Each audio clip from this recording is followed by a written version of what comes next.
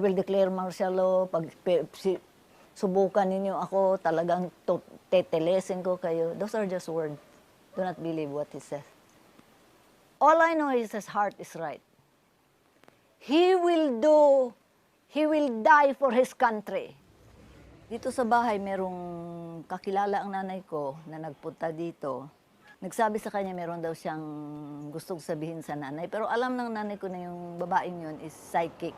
Ang sabi ng psychic was, that nanay, sabi niya, meron kang anak destined to be an important person, really an important person to the country some years far ahead. Sabi na nanay ko, oh, well, there is nothing wrong with that if it's for the good of the country. But the magnitude of what she predicted, my mother could not imagine. Everything here is my mother's, this is her chapel.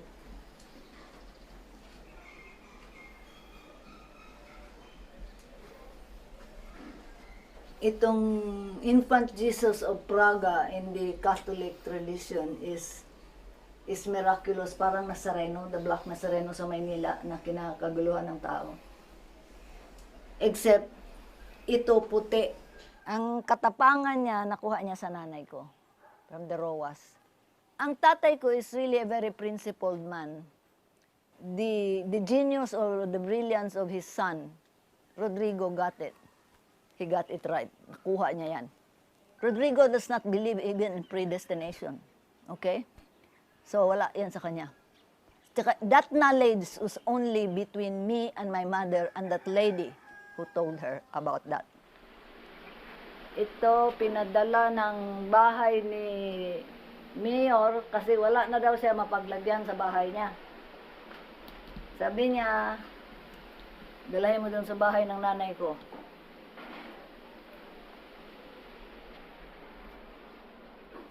When he became president, he was shocked.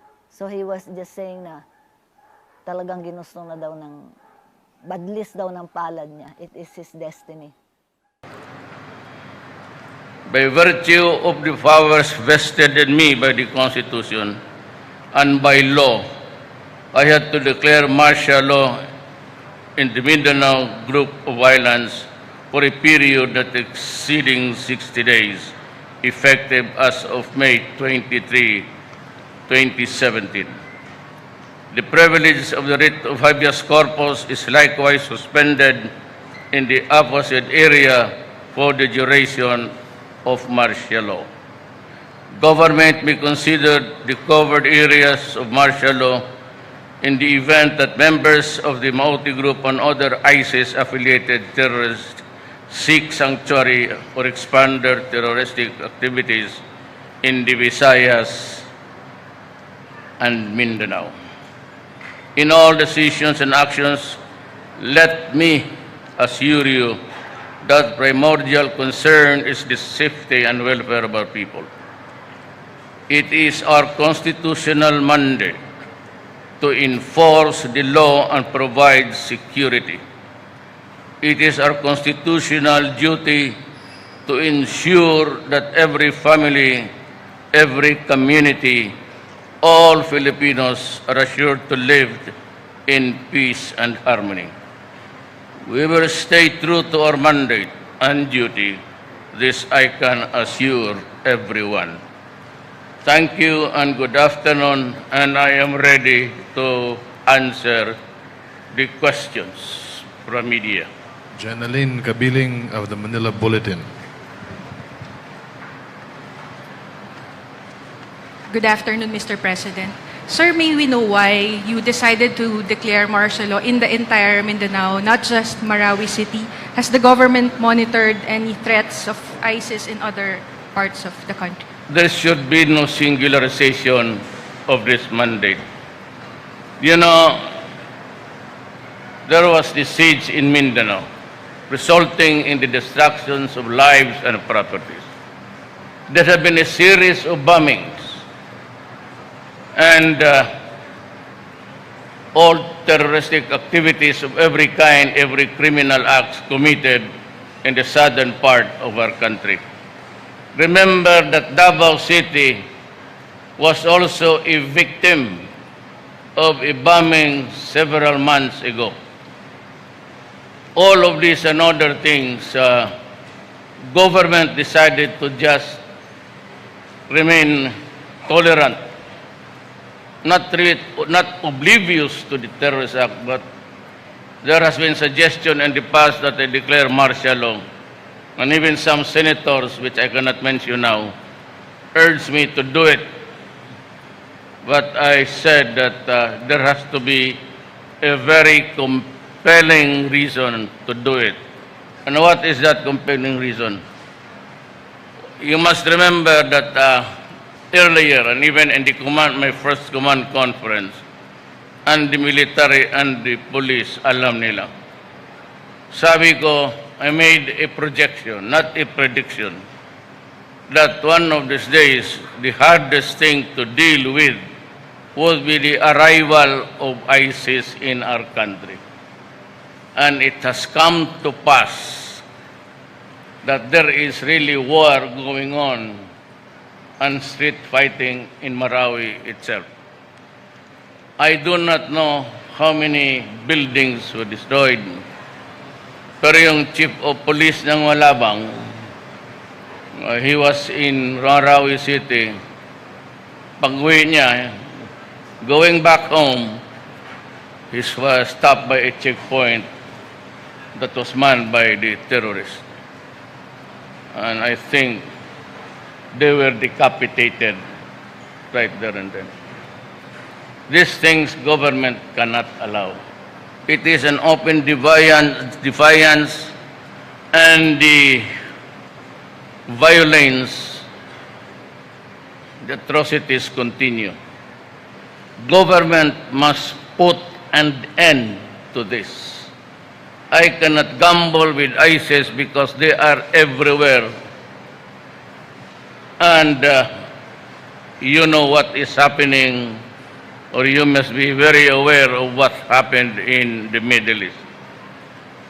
I was asked during the debates in LaSalle, but unfortunately I was the only candidate who showed up, and I was asked what would be my response to terrorism. And I said I would be harsh,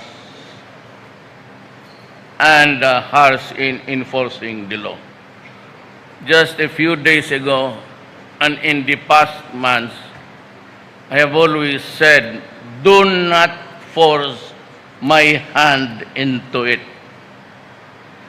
Because if I start to declare martial law, I will solve all the problems of Mindanao connected with law and order.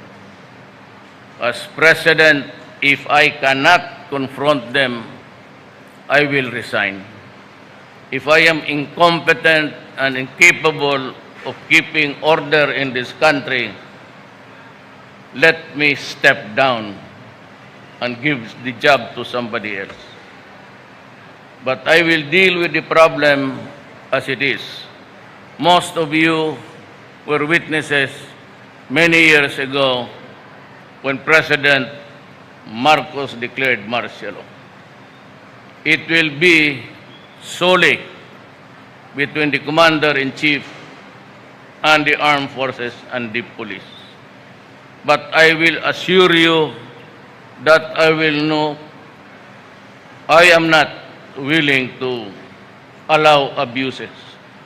Government is still running, Congress is functioning, the courts are open for citizens to seek their grievance, but in keeping with the law and order, it behooves now on the military, the armed forces, to do what is expected of them. Restore order. And that martial law covers the area of the whole of the entire Pulo, Basilan, and Tawi-Tawi. I am appealing to the humanity of everybody, especially those who sow terror, do not allow the ISIS to come in. I warn you again, do not do it. Because, as I have said, my response would be harsh. I will not hesitate to do anything and everything to protect and preserve the Filipino nation. Sir, what are the rules of engagements of the military? Will there be more troop deployment, airstrikes, curfew Well, during martial law? it is normal. It is just an augmentation. Ordinarily, the law and order situation is addressed by the police. But once it gets out of hand, out of control, and here comes a foreign ideology that is being imposed on the people, I will not allow it. I will not allow the country to go to the dogs. As I said, the military has the primary role now of keeping the law and order situation and in all parts of the Republic of the Philippines. I may decide to expand the area to include the Visayas because it is just a walking distance actually. And because of the many islands, they can always escape there and begin another terroristic activity. I have ordered the military, especially the Navy, to embargo the islands, especially the sea that separates Mindanao from the Visayas. I am just awaiting for the hard facts. I'll be meeting to the cabinet. I'll be briefed by all the commander of the area. I might also decide to suspend the writ of habeas corpus in the Visayas. Remember that this is not intended for the law-abiding citizen. We are the least of your worry. But if you confront government, and my orders are, one, to enforce the law, and anyone caught possessing a gun and confronting us with violence, my orders are shoot to kill.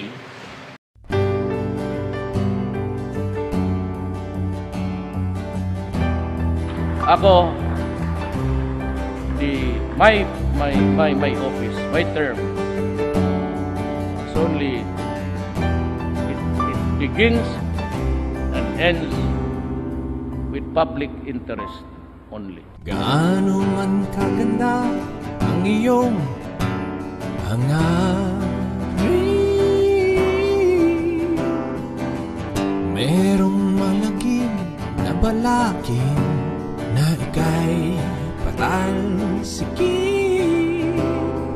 Ginagawa ka nilang kontrabida, pinalalabas na berdugo ng masa. Palibhasa di pa nila naranasang malagay sa peligro ng mga adik na nagkalat sa lansa.